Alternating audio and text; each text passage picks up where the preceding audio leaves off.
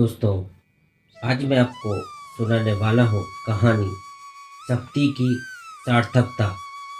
एक बार हिरण्यक चूहा अपनी पत्नी और बच्चों सहित बिल में बैठा था।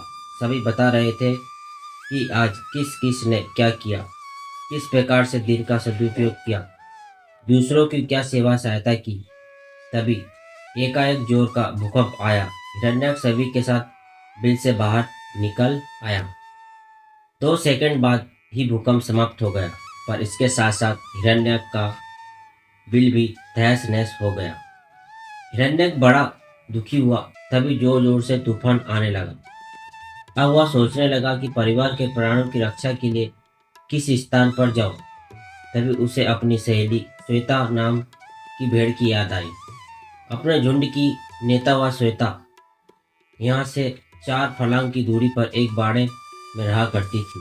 तूफान से जैसे तैसे बचता बचाता पेड़ों के नीचे चलता हुआ हिरण्यक श्वेता के बाड़े तक पहुंचा। तेजी से चलने के कारण वह और उसकी पत्नी दोनों ही हाँफ रहे थे। उनके दिल तेजी से धक धक कर रहे थे। वे पूरी तरह से भीग गए थे और उनके रोंगटे खड़े हो गए थे। बच्चों को तो दोनों अपनी अपनी पीठ पर चढ़ाकर लाए थे। बच्चे भी ठंड से बुरी तरह कांप रहे थे। हिरण्यक ने जोर से दरवाजा खटखटाया। कौन है? अंदर से आवाज आई। मैं तुम्हारा मित्र हिरण्यक चूहा बोल रहा हूँ। श्वेता अपने मित्र की आवाज पहचान गई थी। उसने तुरंत द्वार खोलने का आदेश दिया। ठिठुरता सिकुड़ता चूहा अंदर घुसा। सर्दी के कारण सभी के सभी बुरी तरह कांप रहे थे। श्वेता ने उन्हें तुरंत सामने पड़े ऊन के ढेर में घुसा दिया। उन्हें गर्म चाय पिला दी। तब कहीं जाकर सर्दी दूर हुई, कांपना बंद हुआ।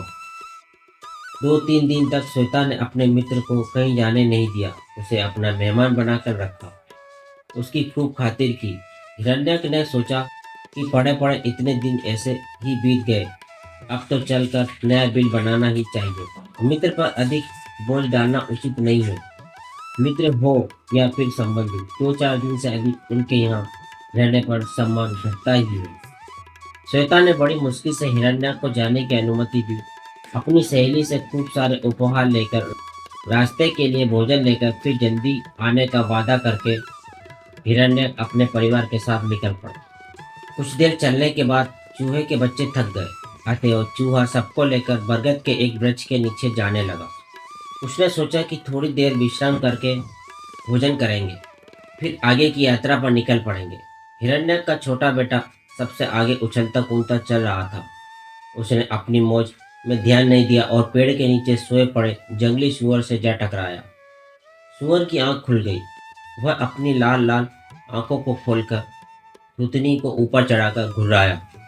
गुस्से में भरकर उसने बच्चे को पकड़ने के लिए अपना हाथ बढ़ाया और उसे कुचलकर अधमरा कर दिया। इसे छोड़ दो, इसे छोड़ दो दादा, चूहे की पत्नी चिल्लाते हुए बोली।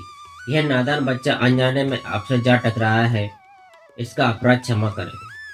हिरण्यक अपने दोनों हाथों को जोड़कर सिर को उसके पैरों पर झुकाते हुए बोला, ये लोग बड़े आए बातें बनाने वाले, आज से मैं इसे मारकर ही छोड़ूंगा। कुंवर गुस्से में भरकर बोला। हिरण्यक बार बार सिर झुकाकर बच्चे को छोड़ने की विनती करने लगा। तब सुअर ने एक ना सुनी तो चूहा बोला, दादा, शक्ति वही सार्थक है जिससे हम दूसरों का भला कर पाए। वही शक्तिशाली धन है जो दूसरों की सहायता करता है, उन्हें ऊंचा उठाता है। उस शक्ति से क्या लाभ जो निर्बलों को सताती हो। अब तो सुअर और भी भड़क उठा। हाथों को नचाते हुए बोला, भागो यहाँ से, नहीं तो तुम्हारे पूरे परिवार को नष्ट कर दूंगा।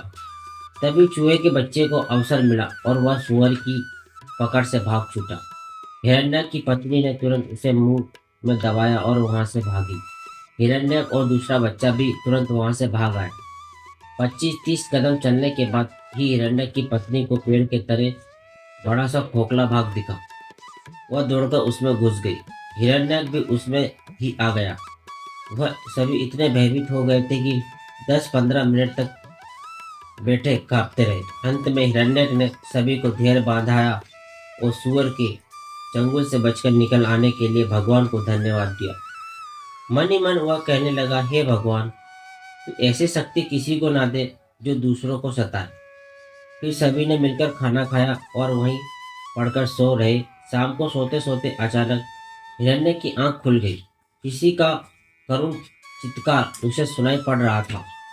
वह बाहर निकलकर आया। कुछ दूर चलने के बाद उसने देखा कि वही सुबह वाला सुअर पेड़ से बंधा पड़ा है।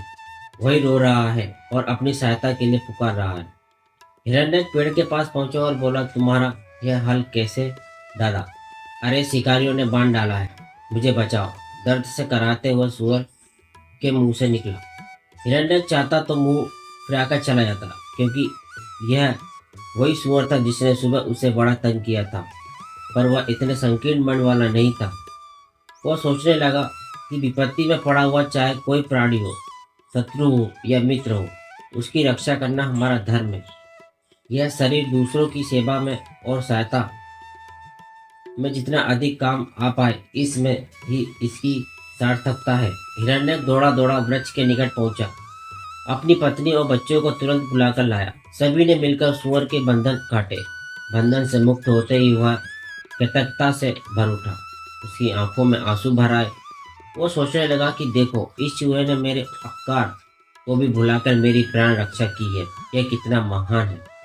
सुअर ने आगे बढ़कर हिरण्य को थपथपाया और बोला, भाई, शक्ति के घमंड में मैं उन्मत्त था। मुझे आज यह सबक अच्छी तरह मिल गया है कि ना कोई छोटा है और ना कोई बड़ा। समय पड़ने पर सभी एक दूसरे के काम आते हैं। मैं प्रतिज्ञा करता हूँ कि आज से किसी को भी नहीं सताऊंगा। अब वह सुअर किसी को भी तंग नहीं करता, अधिक से अधिक दूसरों की सहायता करता है। अब सभी उसे बहुत चाहते हैं। आज अच्छी लगी हो तो वीडियो को लाइक कर दे, चैनल को सब्सक्राइब कर दे और ऐसे इंटरेस्टिंग कहानियों को सुनने के लिए बेल आइकन को भी दबा दे।